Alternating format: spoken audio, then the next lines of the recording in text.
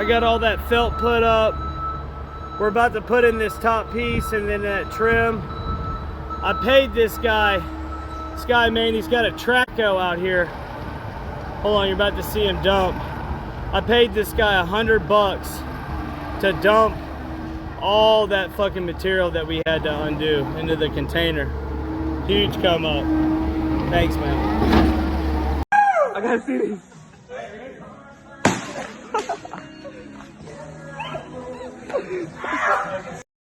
So this is what's going on. Whenever I'm opening up walls, this is what I'm getting, you know, for hold on. For baseboard. Okay, I mean, it's just completely dry rotted. I mean, I'm over here in the corner, all right, and if you look at some of the headers, they're not in great shape either, all right. But I replaced all this, and this is where you had all the wall, you know, it was coming out of this column, it was coming out of that column. And so all these walls have water damage.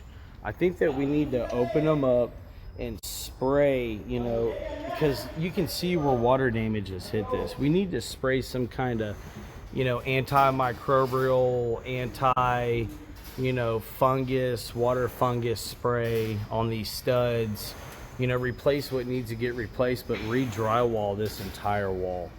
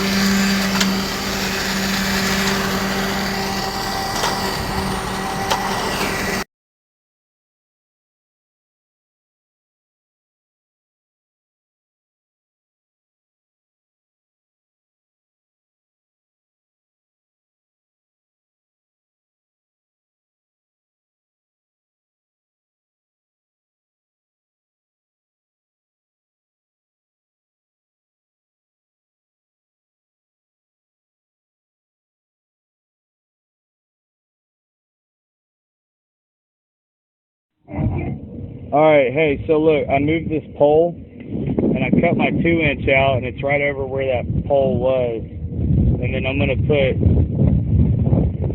2 more 1-inch right here.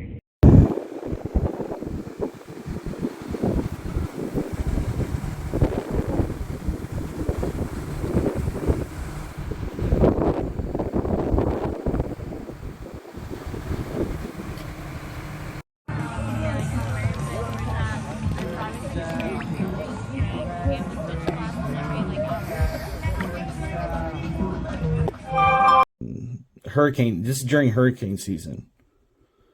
So yeah, I went to Louisiana after this. But anyways, here it is. Let me show you about this pre-existing condition. Sounds made up.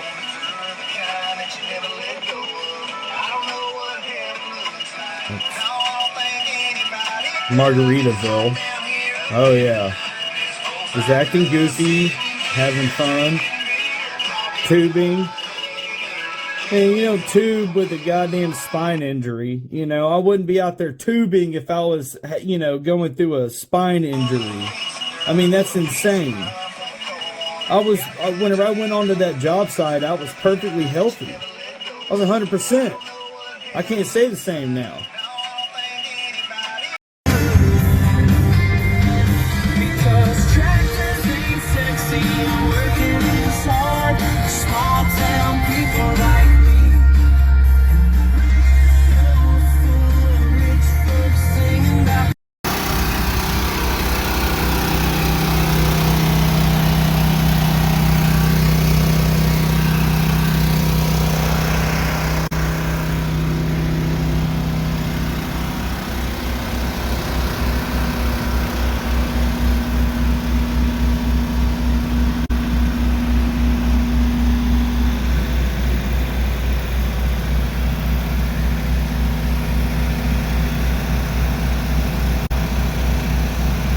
what a Category 5 hurricane will do. It's devastating. everything, every building.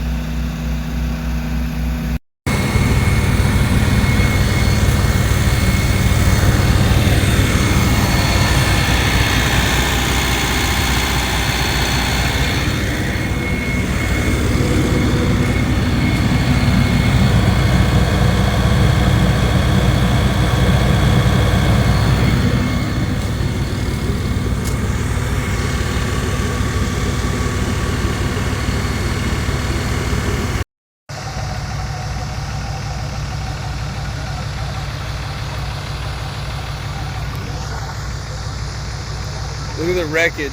This one, this one, this one, this one, that one, that one. And they're doing that one is right here. 92.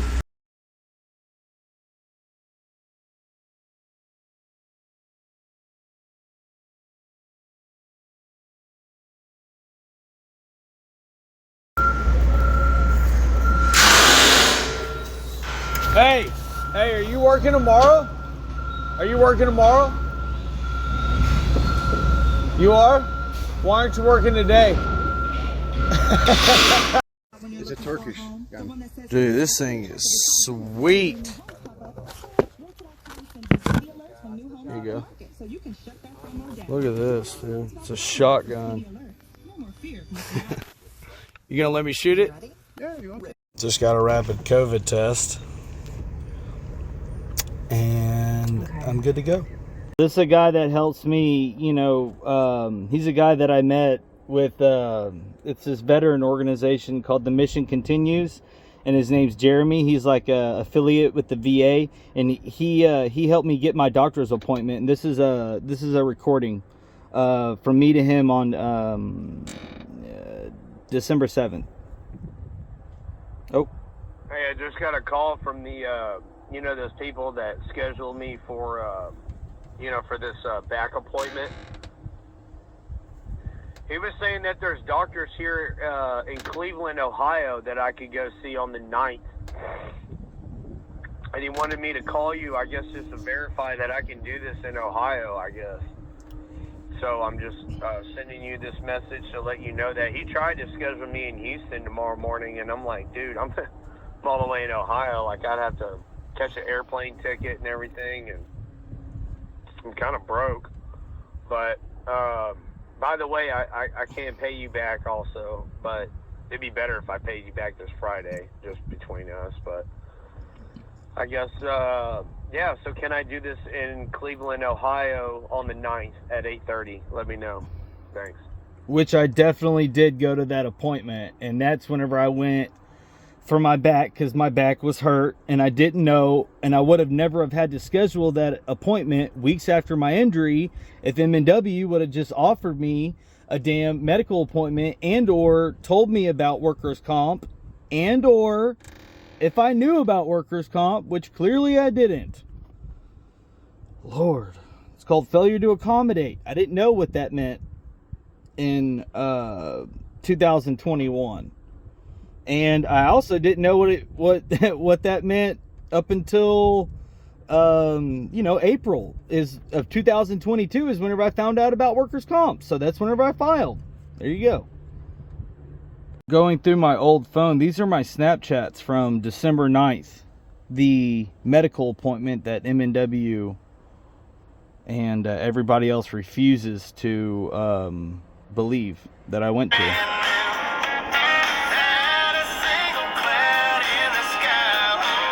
So this was basically just to show like how cold it was that day. 25 degrees. Okay. So my truck breaks down. 2007 Dodge. On the way to the appointment. Pile of crap. On the way to the appointment, it breaks down. It ends up going to this place. Here's it getting unloaded. Oh, okay. Here, look. Details. December 9th, 2021. Damn it. Okay. Now here's on the Uber ride. Wow. So that's where the Cleveland place, huh? That's the baseball stadium. Wow. Once again. Huh. It's pretty. Oh, Cleveland. Oh, look, it even says it. Look, Cleveland. Okay, because my appointment was in Cleveland. Details. December 9th. Okay. Keep going. I ate a jawbreaker for lunch. Look at where I'm at.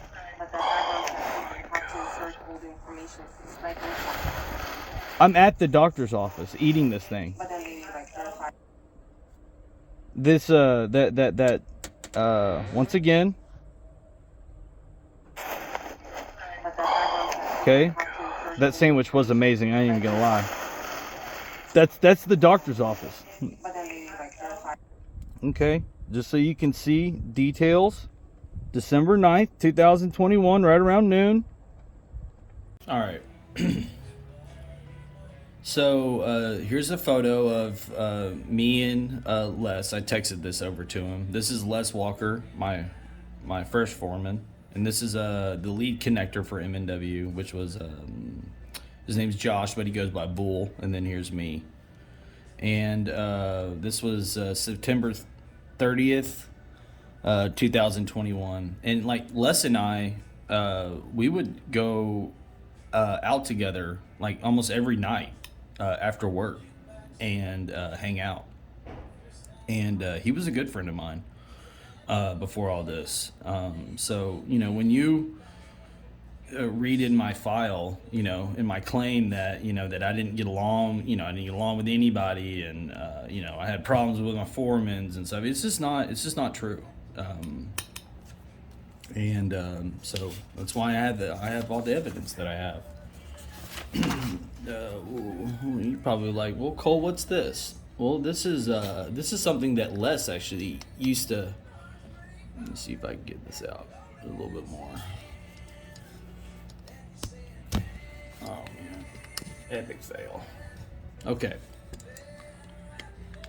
so this is something that I made. I invented this. So whenever you're hanging steel, you got all these beam numbers, right? And what this created, this north, south, west, and east, and each one of these, see this A, B, C, so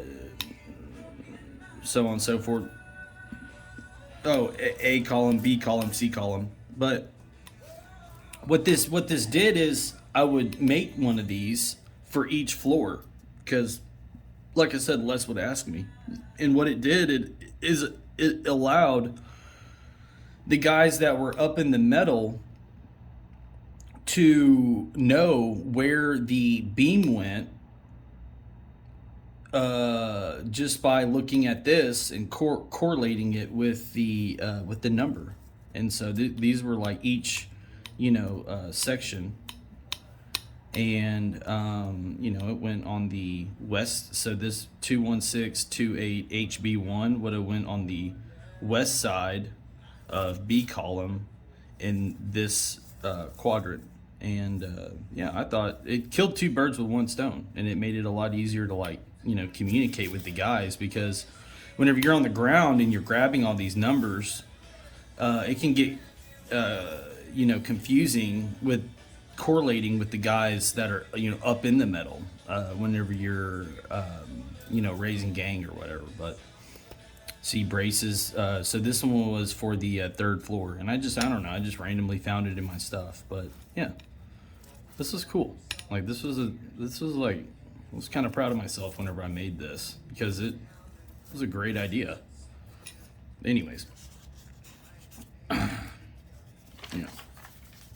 this is October 19th. I'm wearing no brace. I'm sitting Indian style, and I texted this to Larry. So this is, right before my injury. I guess like the week before. This is Les Walker, okay? This is my foreman. And this is October 24th. So this is the day before I was injured, okay? And he's saying, right on, man, you're a good guy, and I mean that. So, for Les to be saying that I'm a good guy, kind of goes against what's said about me in these disposition statements. I'll say that. And so this is the piece of paper that they turned into the Industrial Commission.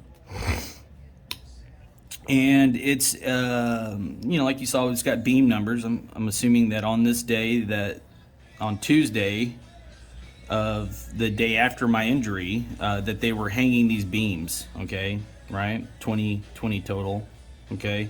Item number 2, this was like number 2 in their evidence. And, to me, it looks like it was added after, okay? I'm not going to get an expert on it, but how convenient that they have this, this note from Les, several months after they weren't even on the job site, and it just randomly says Monday rain out at noon, and the whole, it's like, oh, how convenient is that? And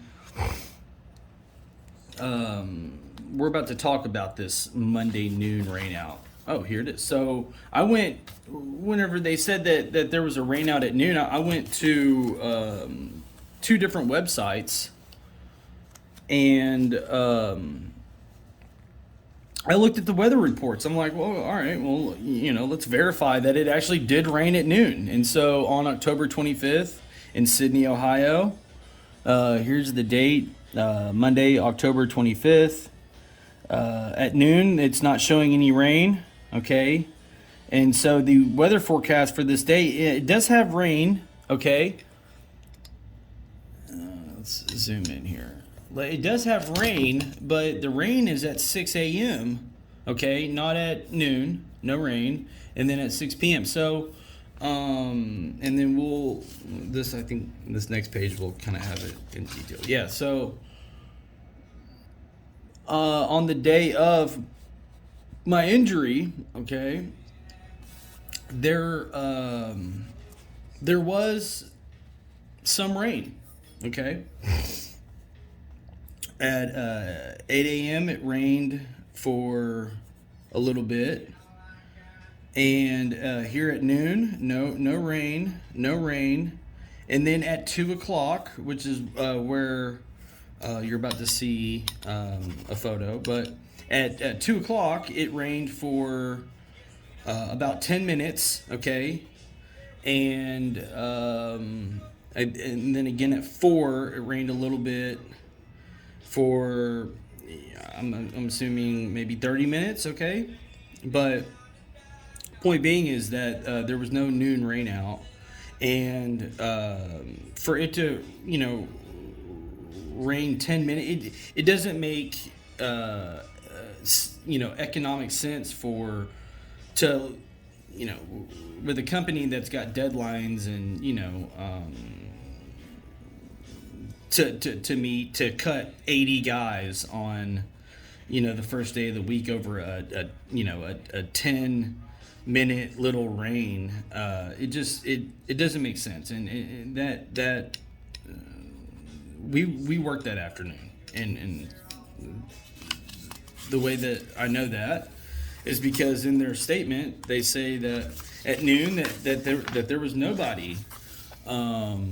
This is just another photo of that. So that 10 minute rain, yeah. But for 10 minutes there was a little rain. I stated earlier that I've had coworkers that stood up for me during this, and whenever I called them, as embarrassing as it was, they helped me. And so this was provided for me from a guy that was on my crew. Okay, out of respect for him, he doesn't want his information out there, which I totally respect that. But he did say that I could use this photo. I'm not going to use the guy's name, but he was on my crew, okay? And he took a photo. This is the photo. He has an iPhone. I don't have an iPhone, but apparently iPhones do this thing where it tags wherever you're at. So on Monday, 25th of 2021 at right around 2 p.m., he takes this photo at the job site in Sydney, Ohio. And this does not correlate with what M&W says, because they say that they cut everybody at noon. And if that was the case, then this photo, wouldn't exist. So here's that. And also it's important that, look, I mean, if it came down to it and I knew that it was confidential, right? Yeah, of course, I'll say, who it was, but I'm not going to do it on here. Because that would go against, his trust. And so I don't feel comfortable with that. But, this guy, he was on my crew. So if he was there, I was there. Yeah. All right, so there's going to be two Seans that are relevant to this, but this is Sean Biddle, and he was my eyewitness. And so he caught COVID on October 14th. He tested positive, and his first day back was the date of my loss. So he was off work for 10 days, and they told him that he could come back on the 25th. Which was, the same day that I was injured. And this is actually me texting him, because once he got it, because him and I would work together, and he said something like, I don't know, we smoked a cigarette together. I can't remember. We were in the same thing or whatever. Anyway, Safety come up to me and was like, Sean got COVID, and y'all work in the same proximity, so you got to go get tested. And I was active on Snapchat, and I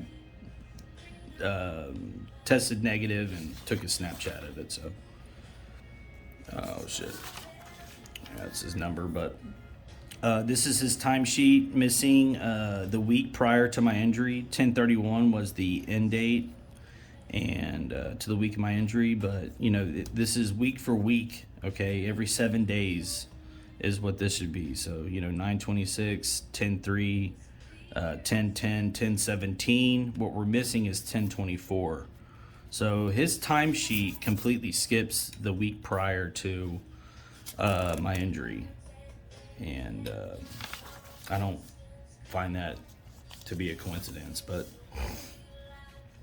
this is Sean's timesheet for Friday, I'm assuming. Yeah, well, it says Friday.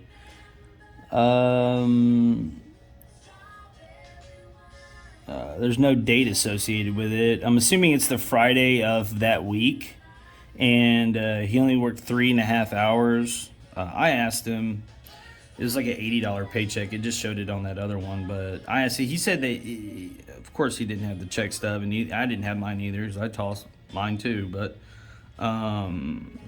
he didn't remember getting an $80 paycheck at any point while working for them, which I don't blame him.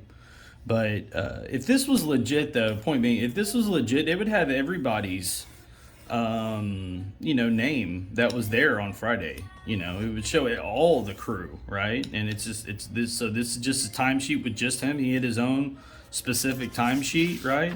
I mean, at least mine, right? My timesheet for that day, which they spell my name wrong again, epic, but still the M&W, there's only, I think I counted this, there's 30 people here, okay, for Monday, October 25th. And here's the issue, is that, first of all, obviously I don't believe that we were cut at noon, and secondly, because of the noon rain out that didn't happen. But most importantly is also same thing. There's only 30 employees here. So you're going to tell me that there was only 30 employees whenever M&W hired all these braces, all of these, this. And we just did these. This one, that one. And they're doing that one. is right here. 92.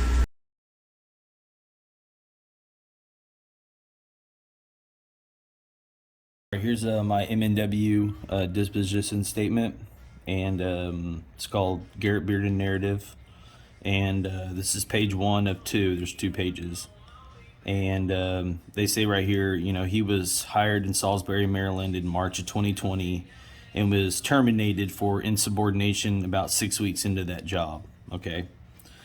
And the next paragraph, Garrett did not get along well with Travis or coworkers, and he was terminated. Once again, they say I'm terminated due to insubordination, and this is the first time that I worked for them. Here's my exit statement from 2020, Salisbury, Maryland.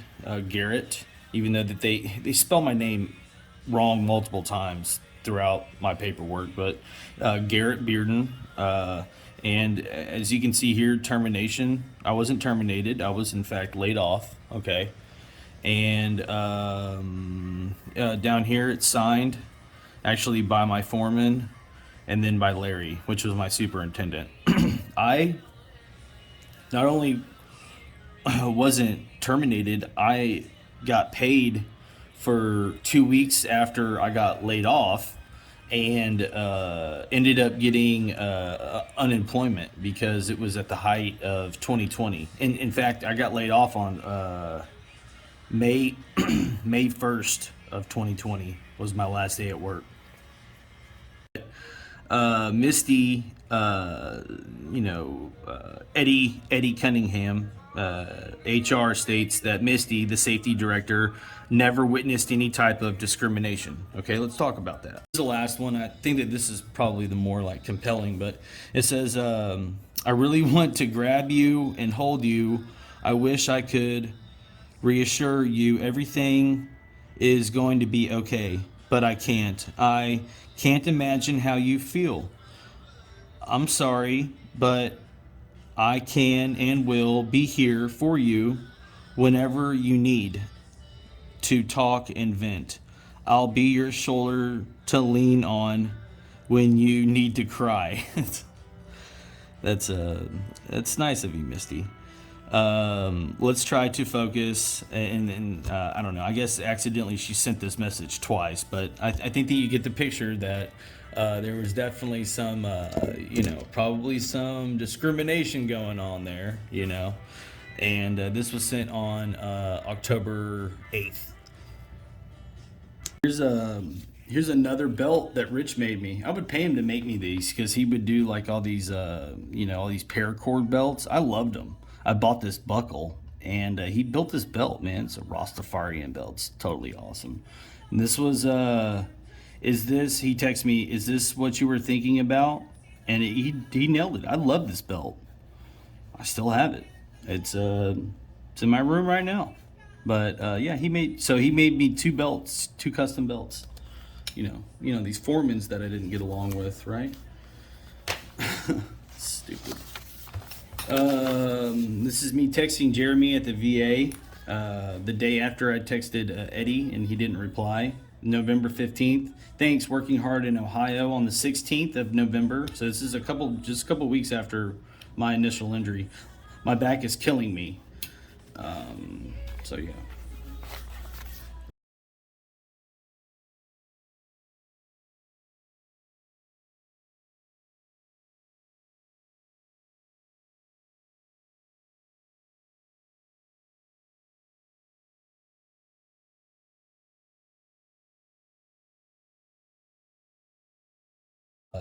January 28th. This is the day before I was terminated, and this is actually the text message that I sent my foreman, Moose, or Dustin.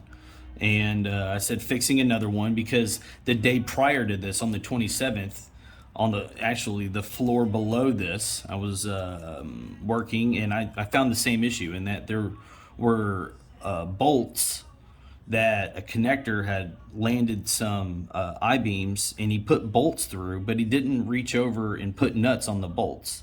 And I would almost bet $1 million that the only reason why he didn't do it is because he probably ran out of nuts and was too lazy to go down to the ground floor and go get more. But obviously he had bolts. Thus said, I said, fixing another one. He said, good job. That was at 4 o'clock. An hour later, he said, stop with the photos. And a minute after that, he said, you're not supposed to have your phone out, just a heads up.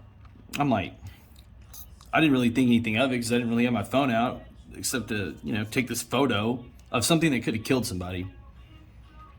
And, was just notifying him of that. Hell, I could have just yelled down below me to safety and they'd have shut the whole damn site down, but I didn't. Anyways, it's like what they would label some of these files. And then furthermore, like if I were to send all these in, full pages, like I said, they would just put them in all different, they would put them all in different attachments, and it's just like, it's almost impossible to, follow this because they wouldn't put it into, one file, all these in one file. That way you could open up that file, read this, look at these messages, and it would make sense. So it's really hard to follow. And I complained about it multiple times, but it didn't get anywhere. So I started making collages. I was like, God damn, you're going to do this page for page. That page is going to have everything on it that you need to know. So that's why I got these. Do not call Larry in regards to anything involving me. This is personal. I was wrongly terminated. I suggest everyone stay away from the situation between me and MNW. All they had to do was be fair in my judgment. Okay, well, I have a right to be upset with the way that they handled things because they handled things terribly.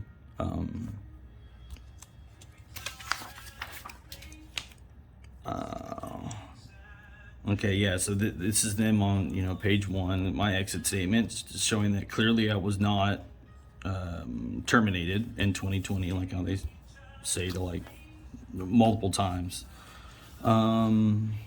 So this statement was written on 6/8 of 22, and it's signed here by the safety director, Eddie Cunningham.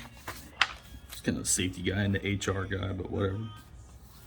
So here's a statement that was written by Larry,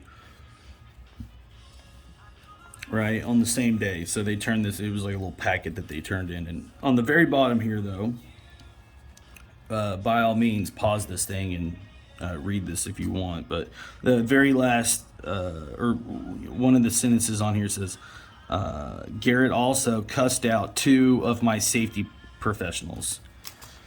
Well, I read that and I'm like, well, what a load of garbage, because that's not true. And so here's a text message between me and Larry on January 25th. And this is me texting him. I want your word before you fire me. You'll allow me the chance to clear my name. My relationship with you is far greater than this job. And I'm saying this because I'm trying to choose my words correctly here, but some real Jerry Springer stuff. Larry is I don't know Larry, okay? Let me start off with that. I don't know Larry, okay? But these people treated me like family for a couple years. And some real Jerry Springer stuff. I don't like to talk about it because it does hurt. And yeah, that's a real, this is a bad deal that happened. And this whole thing should have never happened, but here we are. Next man, don't screw with me, give me your word. Okay, and you could, I don't know WTF you're talking about. Word from the bottom of the line. If you told come safety to F off, you won't be back for sure.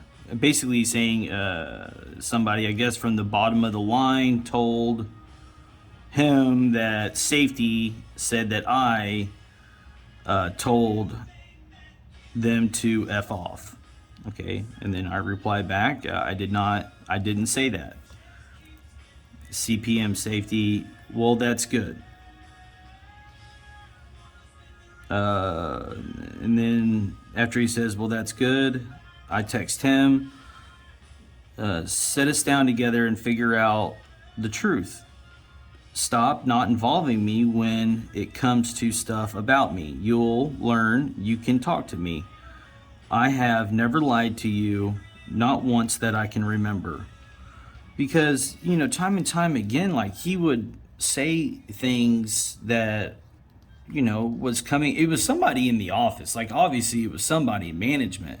But before this, right, before this text message, which is, you know, within days of them firing me, like, I think twice. No, actually, they just fired me the first time. Okay, I got fired twice the same week that I got fired. I got fired on the 25th, and I got fired again on the 29th. Okay, and set UNCPM down. And he says after this, he says basically, no, I'm not going to sit you two down because you're, you know, hot-headed or whatever. And I'm like, dude, you don't even know who I am.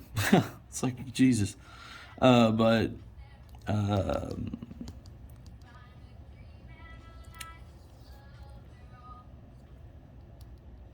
he, I could tell, was under a lot of pressure at this job, and him and Terry and all these people, safety and Eddie, they're just pawns. But these people were not thinking whenever they did this to me. They weren't, obviously, because I asked myself for a long time, I'm like, well, you know, why would they do this, you know? And it's just like, you know, what were they thinking? And the answer to that is that these people weren't thinking, clearly. And you know, Eddie stated in his statement that, you know, that I was fired terminated in 2020 due to insubordination, and then I was also terminated again on the 29th due to you know, insubordination. It's just apparently a whole bunch of insubordination was being caused by me. And here's an email that Misty sent to Cora, which was the other safety lady, but she kind of did more of like the, you know, timesheets and stuff. And the subject is MNW employees released from site. And if you go down here, they misspell my name, but so they emailed to Cargill, which this Michael LeMaster, what a great last name, right? LeMaster, killer name. He was like the head safety guy for Cargill, and so they send this email to Cargill, and they told Cargill that I wasn't terminated due to insubordination, that I was terminated for company policy procedures and not fit for duty. And so I actually Googled what not fit for duty means, because I was like, you know, what does that, like, what is the real meaning of that, you know?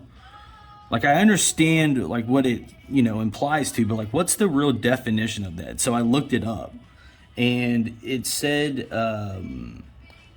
that the meaning of not fit for duty is actually like a medical term.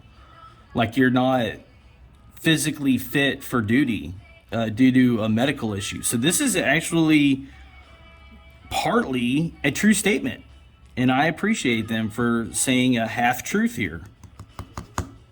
And if you think that M&W isn't too big to shit can their own family,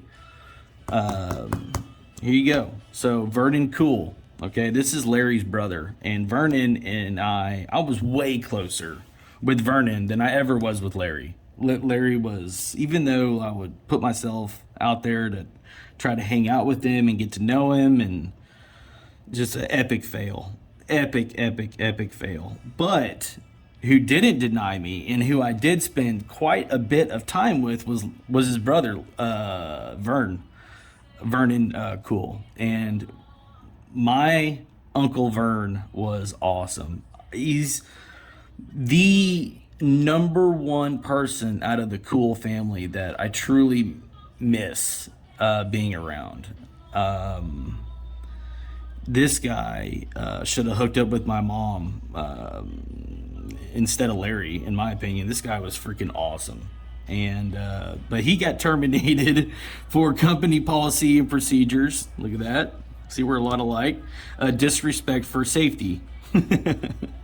So Vernon was a straight shooter, and I will always miss this guy.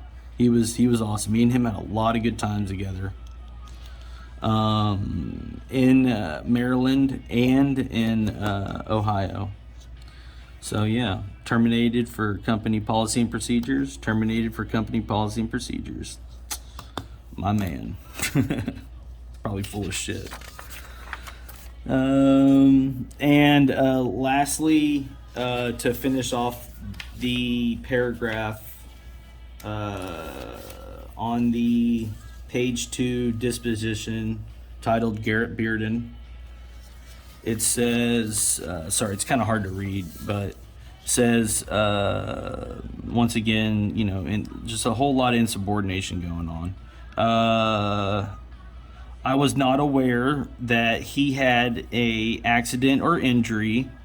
There was never any report filled out, and the site safety director stated she was unaware of an injury. Well, you know, part of this is true. A report was never filled out because they failed to accommodate me. And I think that the site safety director's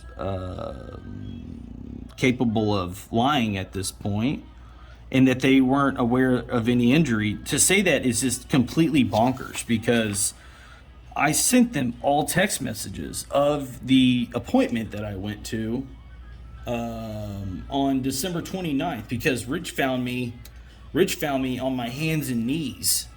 And this is me sending it to Misty, my appointment on, where is it? Okay, yeah, December 9th of 2021 at 8:30. Okay. Here's me texting Eddie. Okay, please give me a call. And here's me texting the appointment to Larry. Larry tells me to tell Cora, because remember how I told you how Cora was considered a safety lady, but she also did, you know, most of our timesheet stuff. And this is a terrible copy, but this is me texting Cora. But yeah, it's just really small. So, yeah, I mean, that pretty much, you know, destroys the Garrett Bearden disposition statement that was put out on June 8th of 2022. Try again.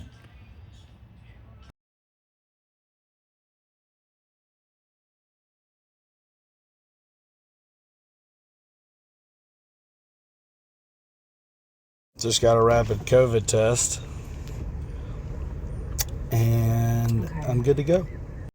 So the week of my injury, I worked 38 hours. I make, just for argumentative purposes, I make, you know, around $1,450 after taxes. Okay, right? And then, but the week prior, okay, on October 24th, I worked 40 hours. And I made $1,177, so almost $1,200. So I work 40 hours. I make, you know, almost $1,200. Okay, and then in the week of my injury, though, I work 2 hours less. I work 38 hours. I make $1,450. So I made, you know, roughly $250 more, but I work 2 hours less. If you're drawing a blank, it's because you're breathing at this point, okay? And what they did was, I worked 38, they're quoting that I worked 38 hours. On my calculation, I worked about 45 hours or so, if I had to guess. With that being said, what they did is they manipulated my my deductions to the cent to make it equal that, and then they maxed out my per diem, right? And it's total BS. Like, you know, look, work 38 hours, okay? 30, and I have other things on here that I work the same amount of hours and I get paid the same. Oh, like right here, I work 40 hours, okay? Look, no, I'm sorry, 50 hours. Oh, shoot, here's three in a row. Okay, so look, 40, and I had 10 hours overtime. I worked 40 regular, 10 hours overtime. 40 regular, 10 hours. These are three weeks, okay? And look, it's the exact same amount, right? Right? What does that tell you? It tells you that there's consistency, okay? There's at least consistency there, okay? But the week of my injury, okay, I work 38 hours, I make $1,450. I work 38 hours, I make, what is that? Like $11.28 after tax? You know, almost $1,150, which is what this check should have. If I worked these hours, this is what this check should have been, okay? But it's not, and it's because they're lying about the amount of hours that I quote unquote worked the week of my injury. Point blank, 20 hours. Okay, so if you double, look, I worked 20 hours. I got paid $546. Let's just say almost $550. Okay, well, if you double this number, okay, which is 40 hours. You're right on the money, like right here, okay? You double this number, and you know, for this extra $250, something dollars or whatever, it just this is completely fraudulent, okay? There's whenever you're dealing with these kinds of things, there shouldn't be a coincidence like that. Like, how the hell do I work 40 hours? I make almost $1,200 or whatever, and then I work 2 hours less and make $250 more. Get out of here, man. Try that again. Here you go, 50 hours. Oh, well, yeah. So look, here's 2 of my check stubs. I did have some of them, but I had them like random. Oh, I don't like random places, but 50 hours. I just showed you this on that other one. 1,721 and 99 cents. 50 hours, 10 hours overtime, 700. That's working a full week. 50 hours a week. That's a full week. Monday through Saturday, because you didn't get the Sunday money. If look, they didn't pay us. Like, if there was a bad weather day, they didn't pay us the per diem on that day, and we all complained about it. But it's like, what the hell do you do? These guys fucking control your life, and I got paid the same. Okay, so this is, oh shoot, all right. Freaking name, man. I got PTSD over this stuff, dude. I'm freaking jumpy nowadays. But so this is Sean Biddle, okay. And like I said, he saw me transporting the buckets, and according to him, he saw whenever I was lifting that bucket up to the 3rd level, and it's whenever I injured my back, was picking up those heavy ass bulk kegs. So he's apparently, I'm texting him, it's good, bro, just be careful, hopefully I don't have it. Okay, so all right, Sean, on either this day or the day before, October 14th, it's probably this day, he tested positive for COVID, is what happened, okay? And so I had to go get tested. In fact, I had the video of that. And I'll pause this video so I can put that in there. But it says my test was negative. And I used to do like a lot of social media, so I actually have a Snapchat of those results. He texted me back, glad to hear that. I'm out for COVID, 10-day isolation. I'm mad. I can't come back until Monday the 25th. I'm salty as F.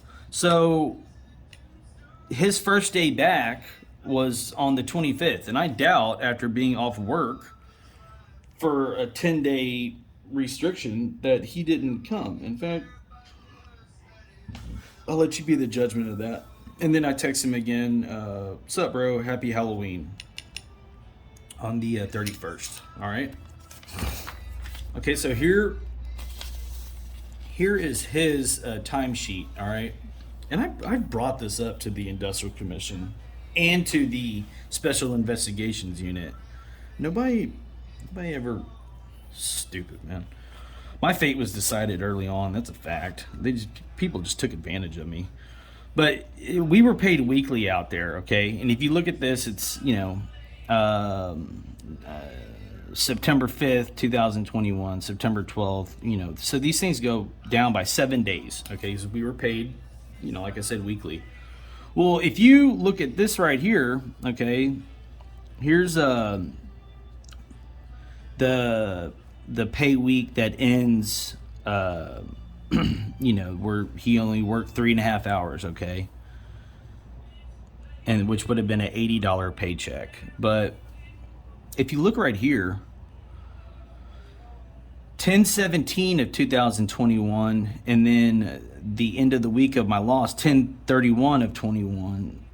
Right here, there's a 2-week gap right here. So every single one of these, look, 19, 26, 03, 10, 17, right? These are all everything else is by 7 days, except for right here, right? The week prior to my injury, they're missing an entire week off of his timesheet, and they turned this in. They actually, this isn't actually from me, which I obviously did write, a lot, because I don't really know how like evidence rules go, and I'm an out of work construction worker. I'm not a litigator, but I'm also not stupid. So, but I don't know. They wrote this. I don't really know whose number this is and everything, but this is something that I added. Missing a whole week, a whole pay period, and so. But point being is that between the between October 17th, and October 31st should be October 24th. So there should be a 24 there. And on mine, there is a 24 there. But but on his, he's missing an entire week. And it's just like, that's not legit. And, whenever I asked him about it, of course, nobody keeps their darn check stubs anymore. I wish I would have kept mine. I didn't know. I was like, and him, and we were both, and a lot of us on that job were direct deposit. So we would get direct deposit. I think like on Thursdays we would get paid. And then on Friday though, like the day after we would get paid, they would walk around the job site with these envelopes, that had a voided check in it that had a stub on it, but the check was voided because it was direct deposited the day prior. But this is not legit. I'm sorry. If you're going to put forth a employee timesheet, you're not going to skip the week prior to the injury. You're going to have all the weeks there, and clearly they don't. And that to me is a huge red flag, and it's an intentional mistake. Even though he didn't have his check stub for this week per se, and neither did I, but he says he doesn't remember ever getting an $80 paycheck ever. So, which I can't blame him there. These are some of his pay stubs though that he did have. And if we're gonna look right here, so look, 35 hours of work, he got $400 worth of per diem, okay? And I'm showing you this because there's a pattern here. See, 35 hours, that's roughly 4 days worth of work, $400, right? And then right here, so 18 hours, right? We worked 10-hour days, but we're only paid for 9 because, you know, no company's going to pay you for your hour off for lunch every day. So we were working really, you know, 9 hours. We got paid for 9 hours a day. There 10 1 hour lunch, right? Okay, that makes sense. So 18 hours, $200. And you know, I'm showing you this because there's a pattern there, right? And that'll kind of hold warrant once I get to my my pay week on my timesheet. This accident had the potential to have serious. Okay, so Sean was terminated before me, actually, on this job, and you know, did they have a right to fire him? Yeah. Do I agree with it? Yeah, I don't know. But basically, you know, he was fire watch. And your job at Firewatch is you do exactly that. You have like red tape, and you know, barricade off perimeters where guys are, you know, either welding or, you know, using a torch or, you know, something that creates a spark or, you know, a flame. There'll be, you know, fire blankets covering stuff, and you'll tape off the area, and you got a guy sitting there, you know, making $20 or more an hour. That's job is to just sit there and ensure that nobody goes into your workspace, and you know, make sure that the tape is up and all that. Well, he left his spot because apparently he didn't have any red tape. Okay, you know, so I wasn't there. I was there that day, but you know, but anyways, a small piece of metal was cut when, you know, whenever he was quote unquote looking for some tape, and didn't have a walkie-talkie, which, you know, and that's not, I can't contest him for that. The walkie-talkies on this job site were kind of an issue at times because people that needed them couldn't get one. There was never enough of them, and you know, they would be dead, or, you know, somebody would snag somebody else's, you know, off of a table. It was just, you know, there was just a walkie-talkie war, you know, thing going on. I ended up buying, whenever I was on Rich's crew, I ended up buying our entire shop walkie-talkies, and I was a bad employee. I bought like 6 walkie-talkies with a charging station for them. And I let Rich keep those after they fired me. But anyways, neither here nor there. But a piece of steel hit this guy in the hard hat. He was fine. But I'm showing you this because I paid a handwriting specialist, okay? Wendy Carlson, and she is top 10 in the United States. She was on the History Channel. She has an office in North Texas, north of Dallas and Rockwall, but I found her online because, you know, there were some things that I found that were not filled out by me, or you know, by the person that they should have been filled out by. So we'll kind of go over that. But I can attach these at any point here. If you want to pause it and read it, you're more than welcome. I'm just going to kind of skim through it though. Okay. Okay. And so one of the first things that I found that wasn't done by me was my chiropractic paperwork. And all this, you know, started in SWIC training. It's not signed.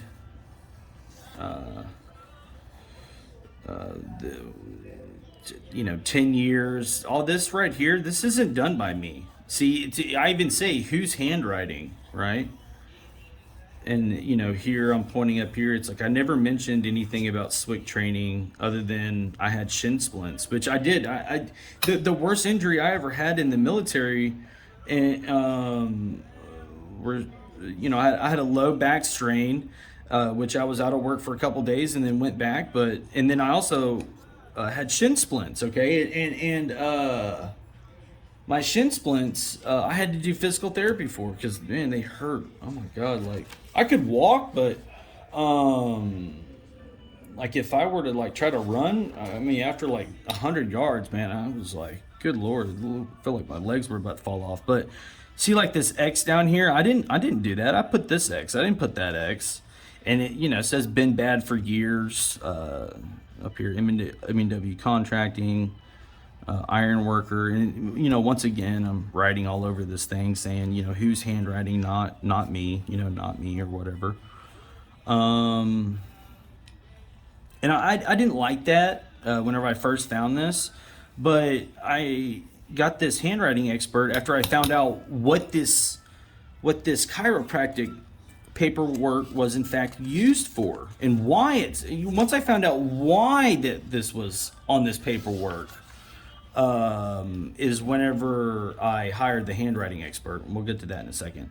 So here on April 25th, apparently I went to an appointment. Who knows if I went to it? Either way, they're creating chronic low back pain, areas that look, I mean, this isn't even filled out. And it's just not true. From day one, my injury has always been middle to upper back between shoulder blades since day one. But this is a really important thing right here. So this is, if you want to determine, like we're going to speak in truths, and we're going to say whether or not the company M&W Contractors out of Illinois is ethical and is being truthful. Then let's look at this right here. This is a M&W Contractors employee/witness incident report, and it says very clearly in part 1 right here, to be filled out by the injured or most involved person in his and her own words. Well, this is where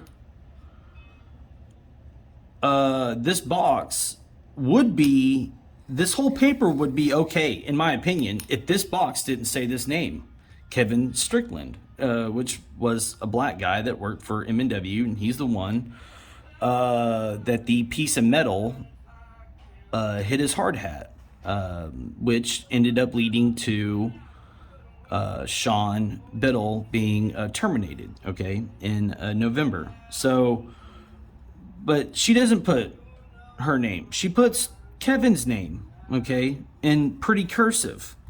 And she writes a date. And then she fills this whole thing out in this cursive, right?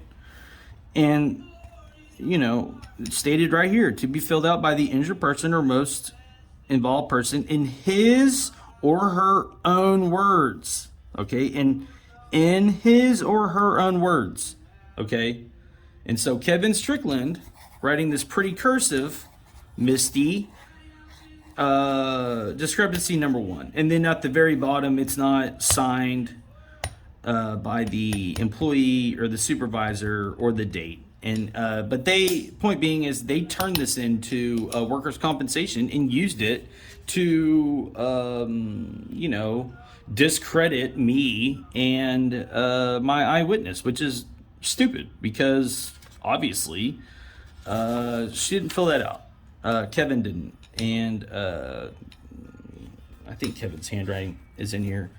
This is what I had to turn into the lady as an example. I had to give the handwriting specialist examples of my handwriting. So this is part of that. Some more, I don't write like this. First of all, I don't refer to myself as Garrett ever. I've been Cole Bearden since I was born. I've gone by my middle name my entire life. Right here in very bad handwriting, it says pain between shoulder blades is what that's supposed to say. It's in terrible handwriting though. And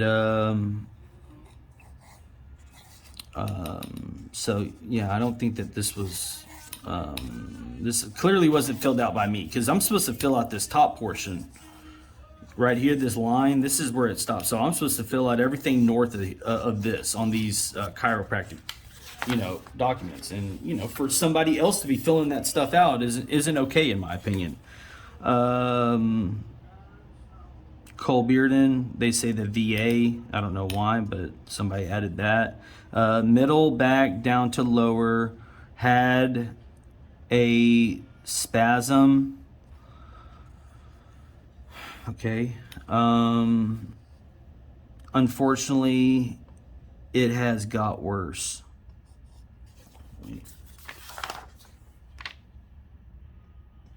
Oh, excuse me. So,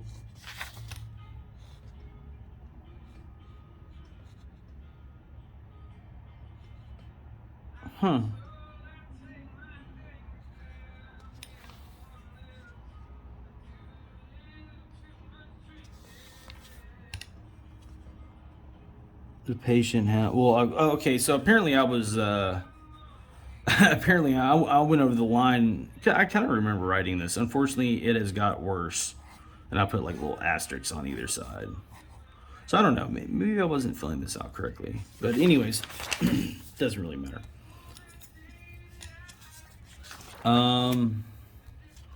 Here's another one. Look, between shoulder blades, very clear. There's no question there.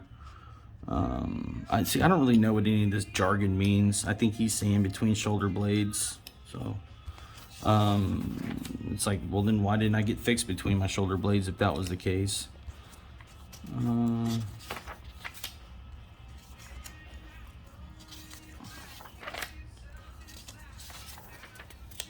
Okay, here's Sean Biddle's. Look, here's his exit statement. Remember, mine said laid off on May 1st of 2020. Well, this is Sean's. Here's that pretty cursive that you just saw by Misty, and it's signed by Greg. But this is Sean's termination on November 4th of 2021, and apparently he refused to sign. Okay. All right, so here's Kevin's. So this is the guy. This is the guy who got hit. His hard hat got hit. And this is his handwriting. This is actually a statement from him. That was written from him, okay?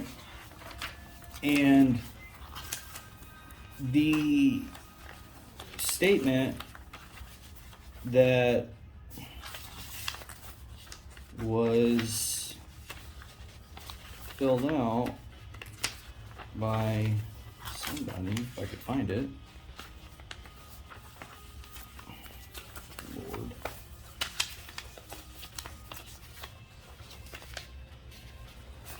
Here it is. Okay, so this is Kevin's handwriting. I mean, he's he fucking writes like me, dude. It's like trash. While working on the east side of the building, a piece of equipment, he says equipment, a metal sharp hit me in my head. Helmet, I should say hard hat, but it cracked my helmet. He's calling a hard hat a helmet. Look, I like the guy. Wasn't the smartest, wasn't the sharpest tool in the shed, though, but you don't have to be smart to be my friend. So, I'm cool with him, but this is not his handwriting. And I knew that from day one. I was like, God damn, I mean, clearly it's Misty. I mean, this is clearly Misty's handwriting. And, the handwriting specialist, agreed. So, these are just, the other, I guess, like, what do they call these? Exhibit examples. But, yeah, this is the end of the exhibit. Like I said, you can pause this and read it if you want. I'm just kind of going through it. I think that these are like some of her accolades or something. I found her on Google. I just Googled handwriting specialist, and she was ranked top 10, and she owns, America's handwritingexpert.com. And I was like, well, hey, pretty legit.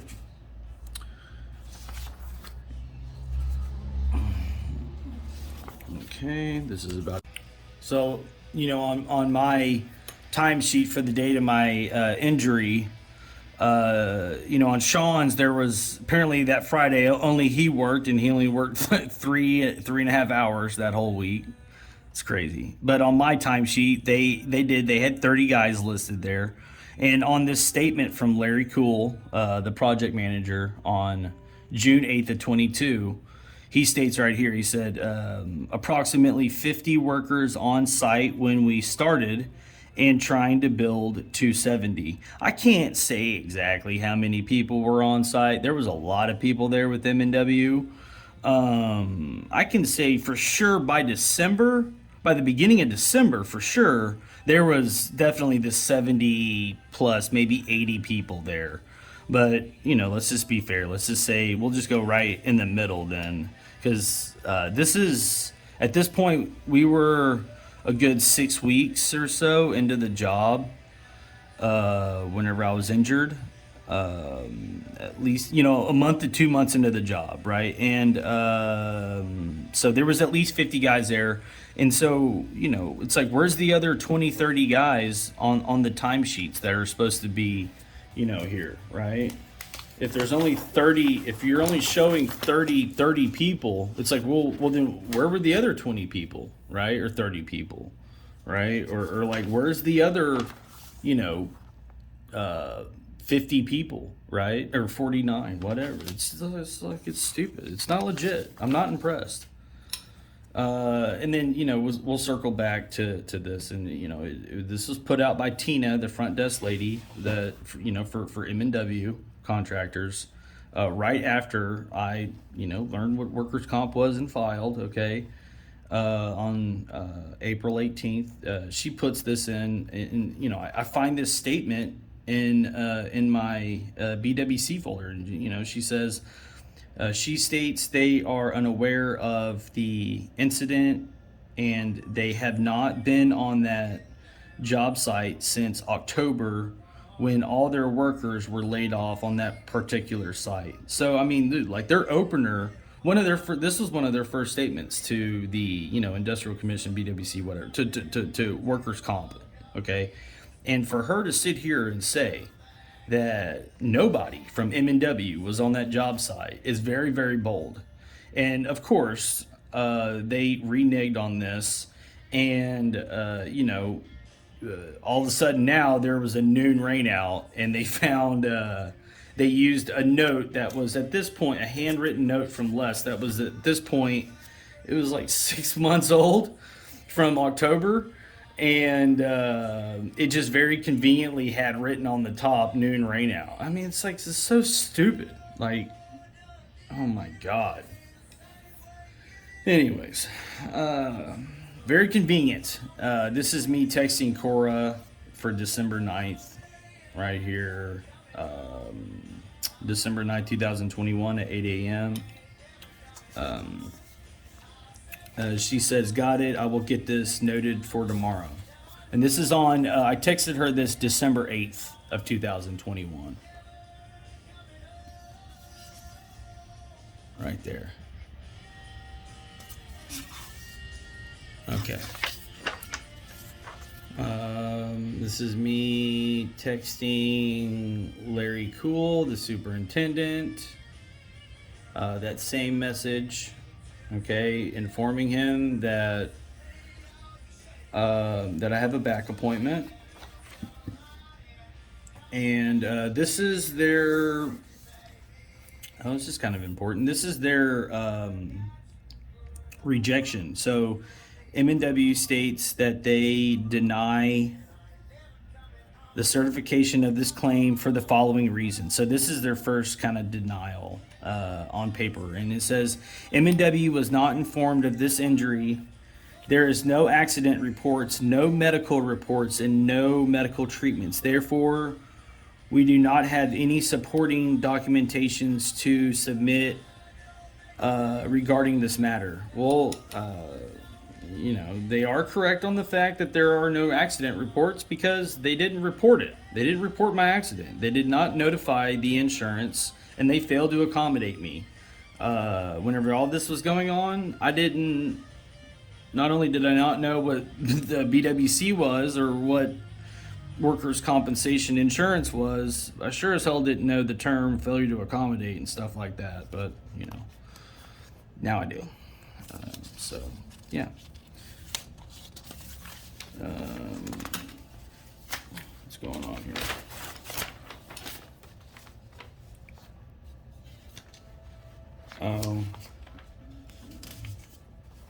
Well, it's, you know, this is the bottom portion of that. So this was filed on 5/2. So this is actually, this is stupid. This is the same day that Tina also said that they weren't even on that job site. And, you know, of course, none of this is filled out. Like, all their paperwork, like, they never filled anything out. Like, they never...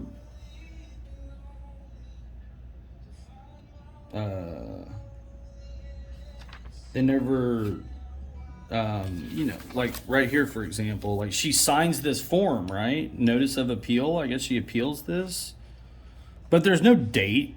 Okay. There's no, it says by checking this, I certify I am a non-attorney representative and I have authorized and directed to file a notice of appeal, and it's checked, employer. Tina, okay, M&W disagrees with the injured worker's statement of injury.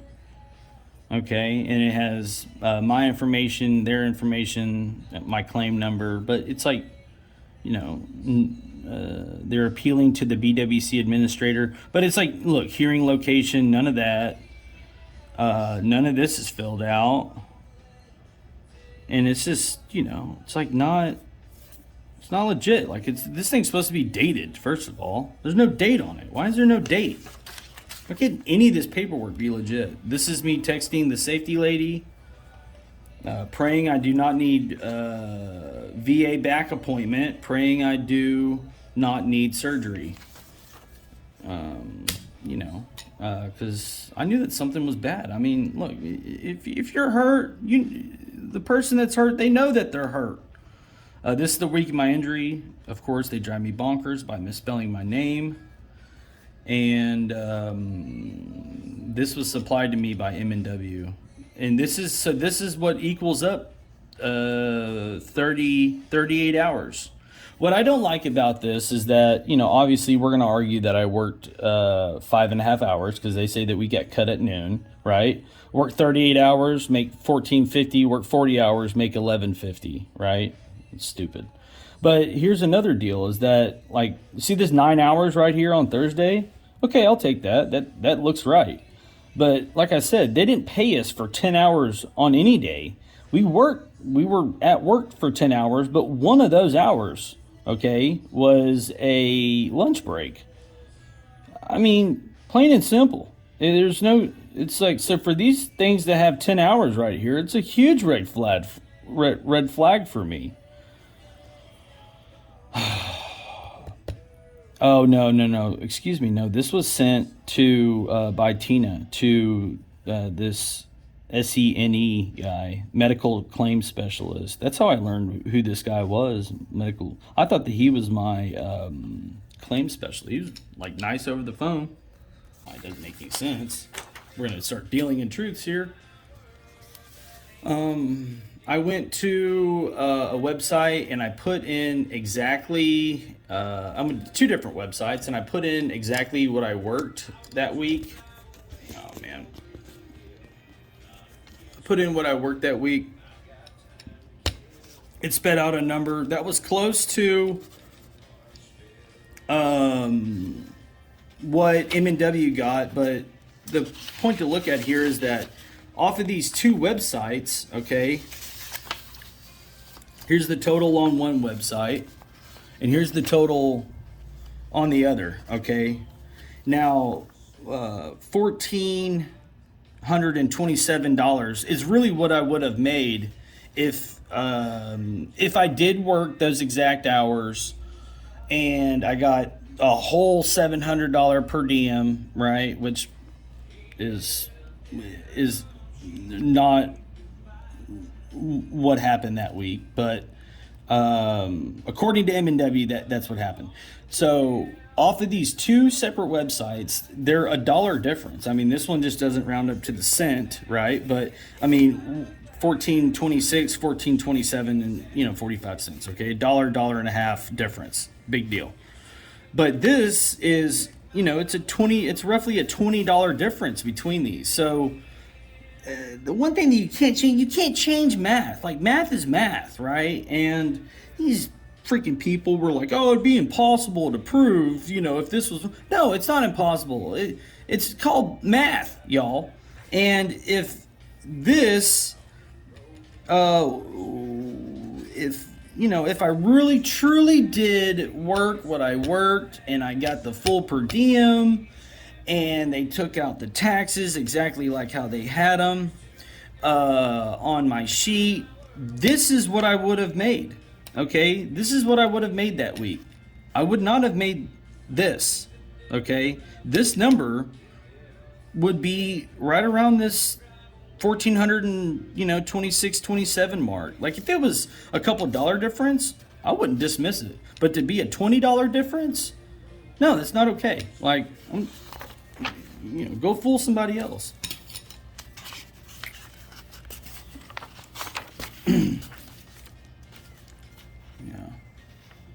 I have, I think I've already talked about these. Oh, okay. So, all right. Look, this is kind of a big one right here. So, this is me getting with Tiny. So this is Sean Owens, not to be confused with Sean Biddle. Okay, and after I went to my doctor's appointment on December 9th, I was light limited duty. Okay, and up until Christmas break, so between December 9th to like about the, by the end of the first week of January, whenever everybody came back from Christmas break, Larry, or who was it? Somebody had come up to me, I think it was Larry, and said that that if I didn't start working, that I was gonna have to be laid off because they were already making cuts or whatever. And so, like an idiot, I went back to work. I'm hurt back and all. And whenever I went back to work, though, I was in I was like 3 stories up in a vessel. And I was working with Sean Owens, okay? Not Sean Biddle, not my eyewitness, but Sean Owens. This guy's from Kentucky. He was a cool guy. And he said, hey, man, that drives me mad. You're hard to, me telling him you're hard to get a hold of. Hey, I know you, oh yeah, because I talked to him on the phone and then I texted him. But I said, hey, I know your fingers still bother you, because he was hurt at work.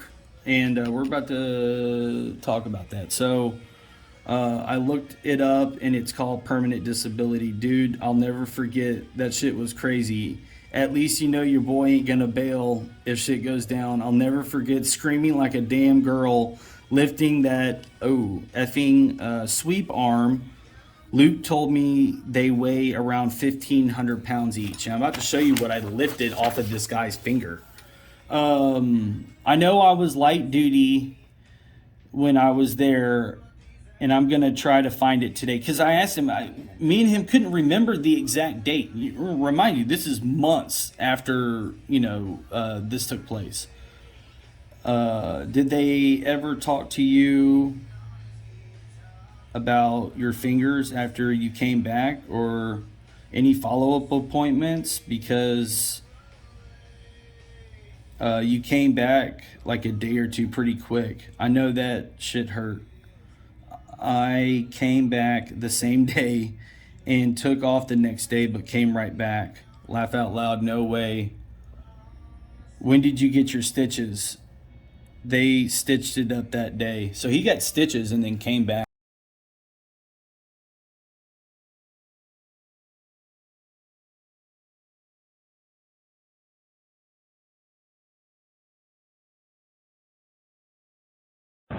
What's up, man? Dude, my back's killing me, dude. I had to stop working and everything. I'll show you the job site. That's it. That's the extractor. And then over there's the prep building. I'm not walking over there, but god damn. The shoulder straps and see how it goes on the bottom. It's like a back brace because it is a back brace. Let's see whenever this was taken. Details. Yep, December 31st. So, you know, it's because my back was freaking killing me. So, this is my back brace, which I'm wearing, which really makes me feel like a lot better. Let's see this. So look, this is me. This is a text message of me. This is Larry. This is a text message. See, I'm not on this side. This is me sending him Larry photos. Have Bull or yourself need to have a private chat with your connectors. This would be bad if safety found out. If found by safety.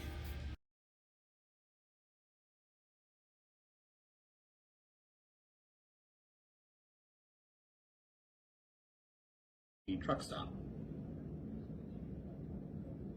Got towed from a truck stop.